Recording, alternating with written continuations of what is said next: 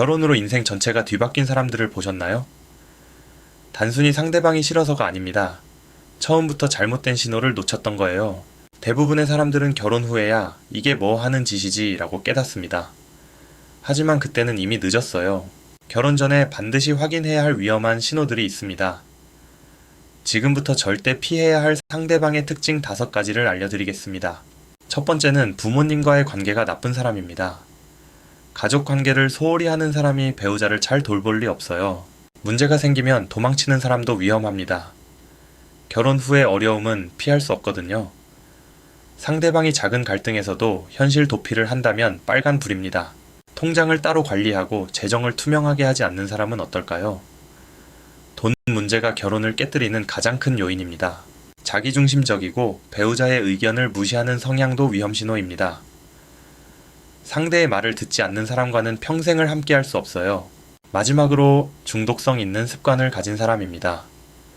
술, 도박, 게임 등의 중독은 결혼 후 더 심해질 가능성이 높습니다. 실제 사례를 살펴보겠습니다. 30대 남성 A씨는 교제 만에 결혼했는데 문제가 시작된 건 신혼집 계약금을 낼 때였습니다. 그동안 은폐했던 빚이 5천만 원대였어요. 교제할 때는 재정 상황을 전혀 공개하지 않았던 겁니다. 또 다른 사례입니다. B씨는 결혼 후 남편이 게임 중독이었다는 걸 알게 됐습니다. 교제 때는 괜찮아 보였는데 결혼 후 심해진 거죠.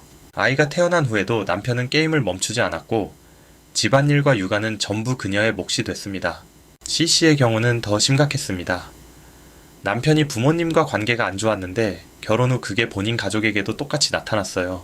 처음에는 아내라고 해서 특별할 거라 생각했지만 그것도 착각이었습니다. 상대를 존중하지 않는 태도는 결혼 후 절대 바뀌지 않아요. D씨는 남편과 금전 관리를 투명하게 하지 않았다는 이유로 후 이혼했습니다. 결혼 생활이 진행될수록 금전 문제가 도화선이 되어 결국 끝이 났어요. 이러한 사례들은 모두 결혼 전에 신호를 놓친 경우들입니다. 그렇다면 결혼 전에 어떻게 확인할 수 있을까요? 먼저 상대방을 부모님과 만나게 해보세요. 그 태도를 자세히 관찰하는 것이 중요합니다. 상대가 부모님을 존경하고 감사하는 태도를 보인다면 그건 좋은 신호예요. 반대로 무시하거나 냉담하다면 경계해야 합니다. 두 번째는 갈등 상황을 만들어 보는 겁니다. 작은 의견 차이에서 상대방이 어떻게 반응하는지 봐야 해요. 상대가 당신의 의견을 귀 기울여 듣고 함께 해결책을 찾으려 한다면 좋은 신호입니다. 반면 자신의 주장만 고집하거나 화낸다면 위험해요. 세 번째는 재정 상황을 명확히 파악하는 것입니다. 결혼 전에 빚이 있는지, 월급이 얼마인지, 저축이 얼마나 있는지 공개적으로 이야기해야 합니다. 상대가 이 질문에 투명하게 답변하면 신뢰할 수 있습니다. 하지만 회피하거나 숨기려 한다면 결혼 후 큰 문제가 될 가능성이 높아요. 마지막으로 상대방의 습관과 생활 방식을 면밀히 관찰하세요.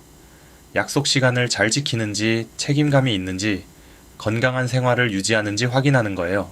결혼은 인생의 선택 중 가장 중요한 결정입니다. 사랑만으로는 부족해요. 이성적인 판단과 신중한 관찰이 평생 행복을 결정하니까요.